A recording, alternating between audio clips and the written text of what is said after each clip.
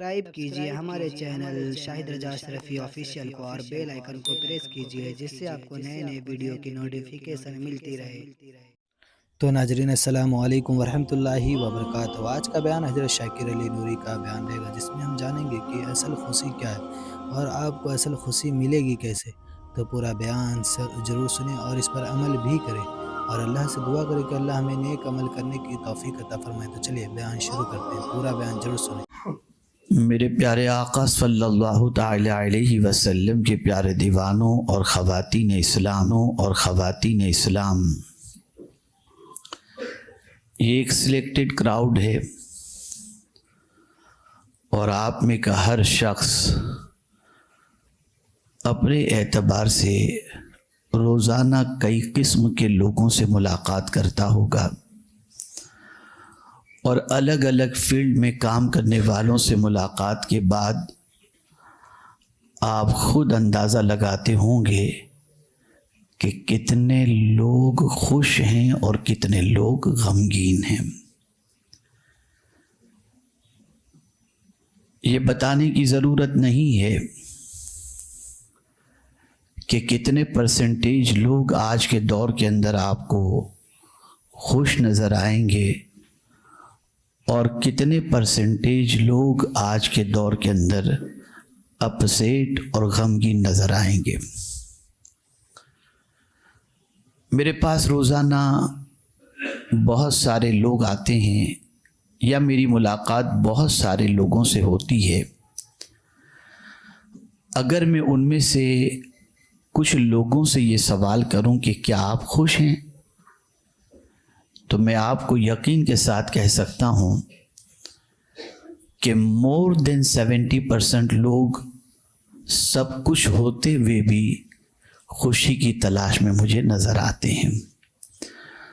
सुबह उठते हैं, शाम तक दौड़ते हैं, कुछ मिल जाए, ज़्यादा मिल जाए, ताकि मैं खुशी से अपनी ज़िंदगी गुजार सकूं, पुरसुकून लाइफ गुजार सकूं। और बहुत सारी चीज़ें मिल जाती हैं, कभी कभी तलब से ज़्यादा और तलब से सिवा मिल जाती है, फिर भी वो खुशी और सुकून की तलाश में नज़र आते हैं। ऐसा लगता है जितना खुशी के पीछे भाग रहे हैं, खुशी उतना ही फासला अपना बढ़ाती चली जा रही है। अब सवाल ये पैदा होता है कि मैं उन लोगों से ये सवाल पूछूं जिनके पास अल्लाह का दिया हुआ बहुत कुछ है, और फिर मैं उनसे पूछूं कि आप खुश हैं, तब भी उनका जवाब यही मिलेगा, कमा तो बहुत कुछ लिया, सब कुछ है, लेकिन खुशी नहीं है। आप सोचेंगे ऐसा क्यों? बस आज मैं थोड़ी देर में उसी को समझाना चाहूँगा कि असल खुशी है क्या और कौन सी खुशी टेम्परेरी है और कौन सी खुशी परमानेंट है। जब तक इसे आप नहीं समझेंगे, पूरी दुनिया घूम लें, पूरी दुनिया में प्रॉपर्टीज़ और अपनी ब्रांचेस कायम कर लें, खुशी हासिल करना बहुत मुश्किल होगा। एक स्टोरी मैं आपको सुनाता हूँ जिससे थोड़ा सा मैं अपने मजमून के करीब आपको कर सकूँ। अल्लाह अज़्ज़ा व जल्ला ने जब अपनी निगाह ज़मीन पर डाली तो अपनी वो मखलूक जिसे अशरफुल मखलूक़ात उसने बनाया, उसे लड़ते देखा, झगड़ते देखा, कत्ल करते देखा, बदकारी करते देखा, बुराइयां करते देखा। अल्लाह गज़ब में आ गया। फरिश्तों ने जब देखा कि परवरदिगार गज़ब में है तो अर्ज़ करने लगे, परवरदिगार तेरे गज़बनाक होने की वजह क्या है? तो रब्बे कदीर जल्ल जलालहू ने इरशाद फरमाया, मेरे फरिश्तों, जिन बंदों को मैंने अशरफुल मखलूक़ात का ताज अता फरमाया, वो जानते हैं कि मैं देख रहा हूं, फिर भी गुनाह कर रहे हैं, फिर भी बुराइयां कर रहे हैं। परवरदिगार जल्ल जलालहू ने फरिश्तों से जब ये फरमाया तो फरिश्तों ने अर्ज किया, परवरदिगार इनकी जिंदगी से खुशी को छीन ले। रब ने फरमाया, इनसे खुशी को छीन कर कहाँ रखूं?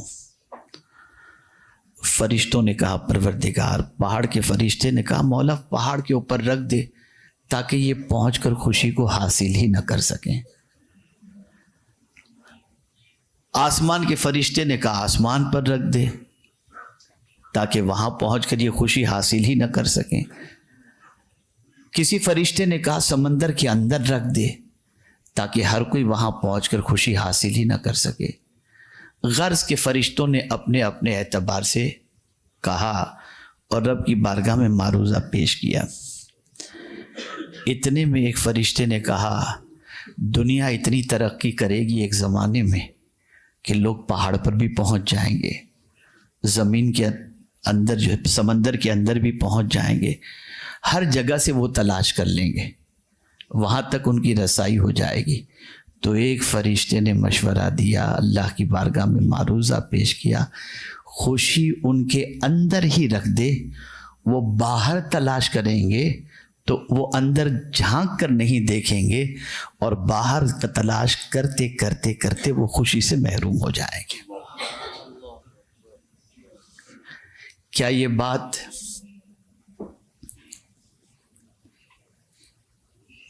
सच नहीं है?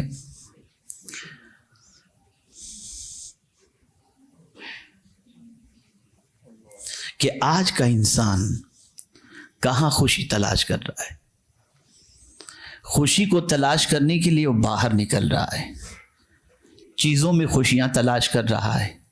मैं चीज़ों की खुशी के हवाले से आपको बताऊं, आपकी तमन्ना है कि मैं BMW लूँ, आपकी तमन्ना है, आपने मेहनत की, मशक्क़त की और आपने जैसे ही BMW शोरूम से निकाली, आपने फ़ोटो खिंचवाई, आपने सब कुछ किया, आपने इसको जो है वो YouTube पे रखा, आपने अपने दोस्तों को शेयर किया, सब कुछ किया, लेकिन ये एक बार सब कुछ हो गया, उसके बाद आप टेंशन में आ गए। अब आप सोचेंगे BMW लेकर टेंशन कैसा? अब वो आप गाड़ी स्लो चलाएंगे, कोई स्क्रैच न लग जाए, ठोकर न लग जाए, ये सारा टेंशन आपको परेशान करेगा। यानी आपने जो चीज खुशी के लिए खरीदी थी वही टेंशन का जरिया बन गई, वही परेशानी का सबब बन गई। और कभी ऐसा होता है कि उसको पा लेने के बाद खुशी छुट्टी हो जाती है, खुशी गायब। ये वो खुशी है जो चीजों के जरिए हासिल की जाती है, वो टेम्पररी खुशी है, ये परमानेंट खुशी नहीं है। बहुत अच्छी तरह से समझिएगा, आपको अगर खुशी हासिल करनी है तो क्या बनना पड़ेगा? मैं कुरान की, आपको अगर खुशी हासिल करनी है तो क्या बनना पड़ेगा? मैं कुरान की आयत से आपको समझाऊंगा इंशाअल्लाहुल अज़ीम, ताकि आप समझ सकें कि खुशी रुखसत क्यों हो गई और खुशी किन चीजों में हासिल हो सकती है। आप सोचें, आप में से बहुत सारे मुझ जैसी उम्र के भी लोग मौजूद हैं, 60, 65, 50, 40, 35। आप सिर्फ सोचें कि आप कब खुश थे, किस एज के थे तब खुश थे। तो थोड़ी देर अपने जहन पर जोर देंगे तो पता चलेगा, यार मैं 3 साल का था तब बहुत खुश था, 4 साल का था तब बहुत खुश था। सवाल ये पैदा होता है कि उस उम्र में आप खुश क्यों थे, और आज सारी चीजें आपके पास होने के बावजूद आप इतने पावरफुल हो गए कि बचपन में खिलौने के लिए बाप के मोहताज थे, खाने के लिए बाप के मोहताज थे, घूमने के लिए बाप के मोहताज थे, ड्रेस के लिए बाप के मोहताज थे, हर चीज के लिए बाप के मोहताज थे, तब भी आप खुश थे। आज तो आपके पास पावर है, आप जो चाहें खरीद सके, फिर टेंशन में क्यों? क्या कभी 3 साल के बच्चे को आपने नाखुश देखा है? बड़ा खुश नजर आता है। आखिर वो 3 साल के बच्चे को खुशी किस वजह से है और आज 30 साल के आदमी को खुशी क्यों नहीं? समझो, उस बच्चे का अगर खिलौना भी हम ले लेते हैं, थोड़ी देर रोएगा, फिर सो जाएगा, भूल जाएगा। वो टेंशन अपने माइंड पर सवार करके नहीं बैठता कि मुंह लटका के बैठा है, नहीं खाऊंगा, ये नहीं करता। उसको थोड़ा सा माइंड डाइवर्ट कर दिया, लग गया अपने काम में, भूल गया सब कुछ। तो सवाल ये पैदा होता है कि 3 साल का बच्चा जो मोहताजी में जिंदगी गुजार रहा है वो इतना खुश क्यों, और हम मुख्तार होकर जिंदगी गुजार रहे हो टेंशन में क्यों? अब यहां मैं कुरान की आयत के जरिए इसको समझाऊंगा तो बहुत अच्छी तरीके से आप समझ जाएंगे। बच्चे की पोजीशन ये होती है, उसके माइंड के ऊपर पास्ट का कोई टेंशन नहीं होता, उसको पास्ट का कोई टेंशन नहीं होता, और उस बच्चे को फ्यूचर की कोई रिस्पॉन्सिबिलिटी का एहसास और खतरा नहीं होता। वो तो प्रेजेंट लाइफ से एंजॉय कर रहा है, वो प्रेजेंट लाइफ से एंजॉय कर रहा है, ना उसे पास्ट की फिक्र है ना उसे फ्यूचर की फिक्र है। इसी को अल्लाह ने अपने दोस्तों की शान में फरमाया, अला इन्ना औलिया अल्लाह ला खौफुन अलैहिम वला हुम यहज़नून। उनके माइंड के ऊपर पास्ट का कोई टेंशन नहीं और फ्यूचर की कोई फिक्र नहीं, इसलिए कि वो अच्छी तरीके से अल्लाह वाले जानते हैं कल जो हुआ वो अल्लाह के चाहे से हुआ, आगे जो होगा वो अल्लाह के चाहे से होगा। अभी की जो जिंदगी है उसे अच्छी तरीके से गुजार दो, इंशाअल्लाह तुम्हारी जिंदगी सुकून और खुशी के साथ गुजरती चली जाएगी। ये कॉन्सेप्ट है खुश रहने का। आज हमारे यहाँ पास्ट का सोचकर, मैं ये नहीं किया होता तो कितना अच्छा था, ऐसा क्यों हो गया। अब हो गया जो होना था, अब आप उसे फिर से चेंज तो नहीं कर सकते। जो आपकी किस्मत में, आपके मुकद्दर में, आपसे मुतालिक जो लिख दिया गया था वो हो गया।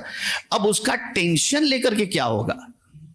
मैं आपको एक चीज बताऊं कि हमेशा याद रखिएगा, पॉजिटिव अगर आपकी थिंकिंग है तो आपकी जिंदगी बहुत पीसफुल गुजरेगी, और नेगेटिव थिंकिंग है तो आप अच्छी चीजों के अंदर भी नेगेटिव सोचेंगे। मैं उसको एक एग्जांपल के जरिए समझाऊं। आप रास्ते से जा रहे थे, कोई बहुत फास्ट कार चलाता हुआ बंदा आपके करीब आकर जोरदार ब्रेक मार दिया और आप उससे टक्कर या उसकी गाड़ी की जद में आने से बच गए। अब आप बचे ना, बचकर किनारे पे जाकर, आज आ जाता तो क्या हो जाता, मेरे बच्चों का क्या होता, मेरी बीवी का क्या होता, मेरे माँ बाप का क्या होता। और फिर इसका टेंशन आपके माइंड पर इतना सवार कि अब रात को नींद नहीं आ रही, यार वो लगा देता, हड्डी टूट जाती, ये हो जाता, फ्रैक्चर हो जाता, हॉस्पिटल जाता, पैसे होते नहीं होते, कौन पहुंचाता। अब लेकिन अगर पॉजिटिव थिंकिंग है तो आप ये सोचेंगे, जिस कुदरत ने आज बचाया है वो हमेशा बचाएगा। टेंशन से बाहर आ गए, और उस अल्लाह के बचाने की कुदरत पर आपको खुशी महसूस होगी। अल्लाह के बचाने की कुदरत पर आपको खुशी महसूस होगी। मेरे करीम तू कितना करम फरमा है कि इतना बड़ा हादसा होने वाला था लेकिन तूने बचा लिया। तो उस बचने को गम की बजाय आप खुशी में चेंज कर सकते हैं, लेकिन उस वक्त जब आपकी नजर कार की बजाय कुदरत की तरफ हो। अल्लाह ये चाहता है कि मेरे बंदे तू मेरी तरफ नजर रख, मेरी तरफ नजर रख। तू पास्ट की फिक्र करता है, तेरे हिस्से में ये चीजें लिख दी गई थी जो हो गया, और फ्यूचर के बारे में तू क्यों फिक्र करता है। तूने तेरा कल नहीं देखा तो उस फ्यूचर के बारे में क्यों सोचता है जिसका तुझे कॉन्फिडेंस और यकीन नहीं है कि तुझे वो नसीब भी होगा कि नहीं होगा। जो खुदा कल का है वो खुदा आज का भी है। इसीलिए फरमाया गया, मेरे प्यारे आका सल्लल्लाहु तआला अलैहि वसल्लम के प्यारे दीवानों, लिकैला तासौ अला मा फातकुम वला तफरहु बिमा आताकुम। जो कुछ चला गया उससे मायूस मत हो जाओ, और जो कुछ अल्लाह ने दिया उस पर तकब्बुर मत करो, शुक्र करो, खुशी में जिंदगी गुजरती चली जाएगी।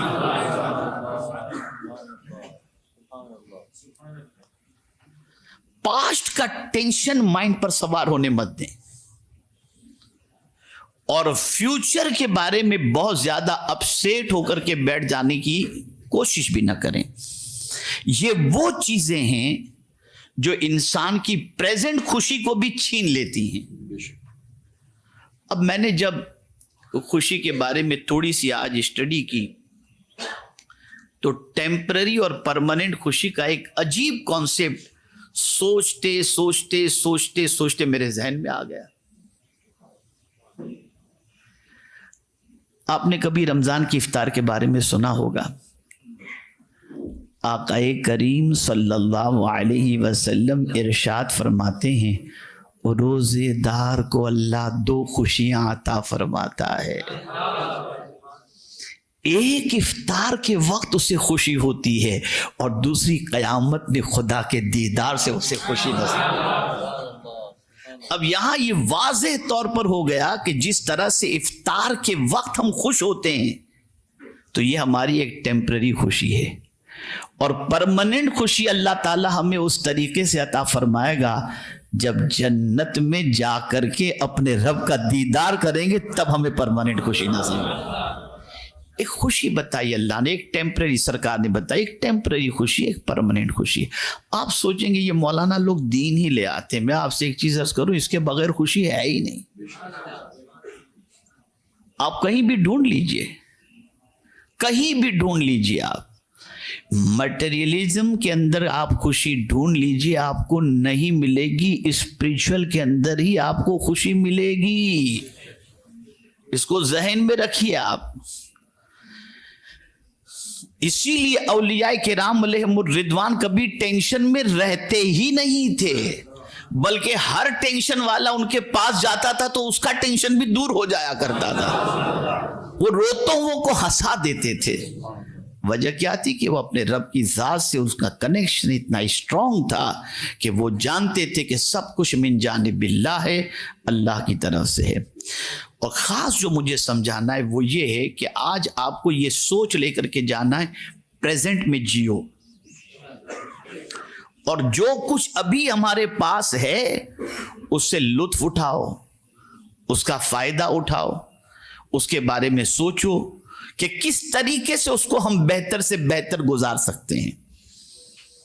अब उसको भी कैसे बेहतर गुजारा जाए उसको भी कुरान ने बताया, उसको भी कुरान ने बताया। वल अस्र इन्नल इंसान लफी खुस्र, इंसान घाटे में है।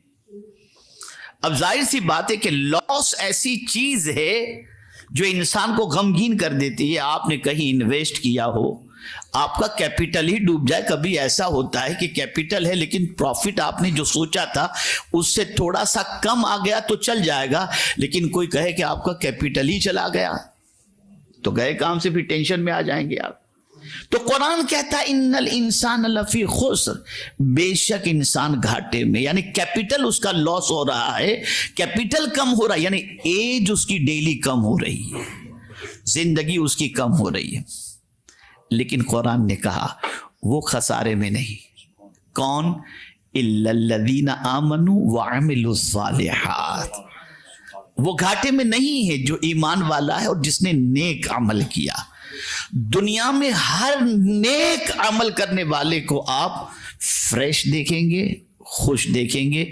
शर्त यह है कि वो नेक अमल अल्लाह की रजा के लिए हो और उस नेक अमल के अंदर अल्लाह को खुश करना ये हमारी जिंदगी का मकसद हो। मैं आपको बताऊं, तारीख में गमों की दास्तान अगर उठा करके देखें तो सबसे सच्चे लोगों पर सबसे ज्यादा गम आया और जिन पर सबसे ज्यादा गम आया वो गमों में हमेशा मुस्कुराते नजर आए। आप देख लीजिए उठाकर, कभी हरफ शिकायत उनकी जबान पर नहीं, कभी वो अनहैप्पी नजर नहीं आए। रीजन क्या था? वो जानते थे ये दुनिया है, प्लस माइनस तो चलता रहता है, अप एंड डाउन चलता रहता है। आज जो हमारी जिंदगी है इसको हम कैसे यूटिलाइज करें। अगर हमारी प्रेजेंट लाइफ को हमने सही तौर पर यूज किया और उसको यूटिलाइज किया, हमें सुकून होगा, हमें इत्मीनान होगा। किया और उसको यूटिलाइज किया, हमें सुकून होगा, हमें इत्मीनान होगा। जैसे मिसाल के तौर पर आज हमको जॉब पे जाना है और हम आज जॉब पर टाइम पर पहुंचे और टाइम पर पहुंचने के बाद टाइम पर हमने अपनी छुट्टी जो टाइम पर मिलनी थी उस वक्त हम वापस आ गए, तो हमें सुकून होगा। तो हम जो है अपने डेली के रूटीन के बारे में सोचें। रोज सुबह, ये क्यों कहा गया कि सुबह उठ के ये दुआ पढ़ा करो, अल्हम्दुलिल्लाहिल्लज़ी अहयाना बादमा अमातना। ए अल्लाह तेरा शुक्र है तूने हमें जिंदगी अता फरमाई मौत के बाद, कि रात को तो हम पड़े थे, सो गए थे, हमें खबर ही नहीं, वो एक किस्म की मौत थी, लेकिन सुबह उठते ही नई जिंदगी के मिलने पर हम अपने रब का शुक्र अदा करें। तो ये नई जिंदगी हमें खुशी दे रही है, नई जिंदगी हमें सुकून दे रही है।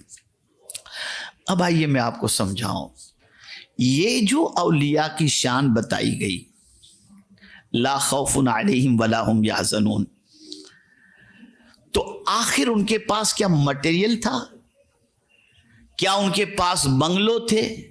क्या उनके पास खजाना था? क्या चीज थी उनके पास जिसकी वजह से कुरान ने उनके बारे में कहा कि उन्हें कोई खौफ नहीं?